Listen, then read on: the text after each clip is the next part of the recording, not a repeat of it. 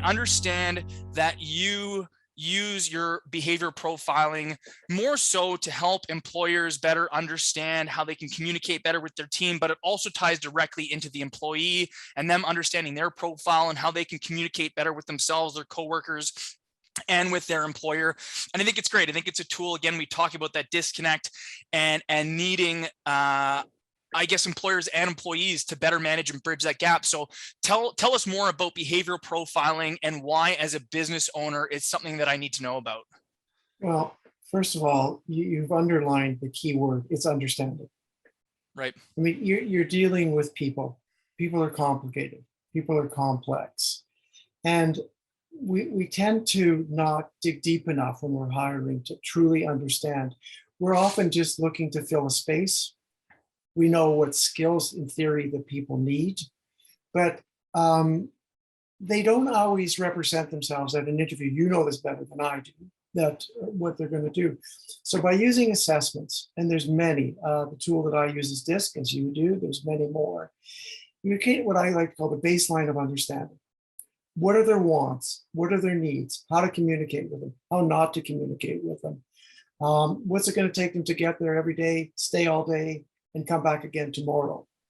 So when using the tool, it eliminates a lot of bad hires, because quite often people misrepresent themselves at interview. They claim they can do something.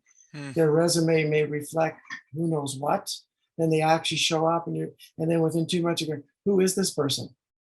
So when you go through the DISC assessment, and by the way, we are going to do Brent's, we've done it, I can show you.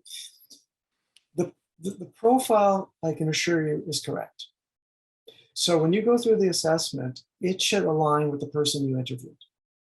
If something is off, then the odds of it working out, for example, they're going to tell you on one page what they bring to the table, and which we will do on yours. But if that's not what you're looking for, then I can assure you it's not going to work out.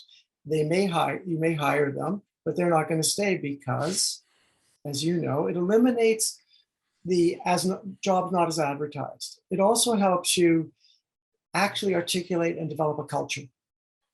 Right. So when you hire people, the culture is imperative. How are they going to fit? And you had shared a story with me, which we don't have to get to, but it illustrated the fact that skills were great, but didn't fit the culture. Right. So you've heard from a lot of people, hire for fit, hire for fit. I'd like to add one word to that: hire for fit and stick. Yeah. Fit and stick. In other words, how do they stay? So that was a bit long-winded, but if you profile people, and by the way, here's the other thing about profiling: it's never judgmental. Right. There's never a good profile. There's not a bad. I'm always asked, Ken, what's a good profile? What's the role? Yeah. What are you looking for? And always, what is your culture? What is the culture of your company or your team or that division?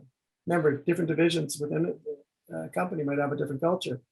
So, and also when people are being told or being asked, Brent, to do an assessment, I really encourage people, there is no pass fail. Right. You won't get the job. You can't fail an assessment. Yeah. Because a lot of people think, oh, I failed it, I didn't get it. No. It just is part of the hiring process. You do interviews, you do reference checks, you do an assessment. So that's why owners should do it. In other words, think of it as an investment, not an expense.